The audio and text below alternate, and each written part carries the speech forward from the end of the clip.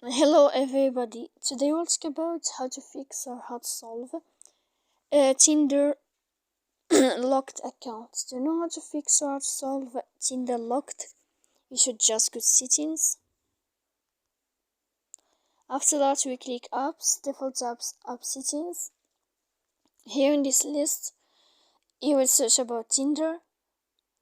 Then in this page you will click on apps. First stop here, you will click OK. Then we click storage.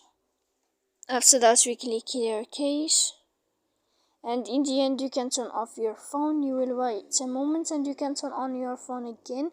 If it's not working with you, you can go to your airplane and you can turn on your airplane again. So please don't forget to support us by like and subscribe. See you next time in another video, and thank you for your attention.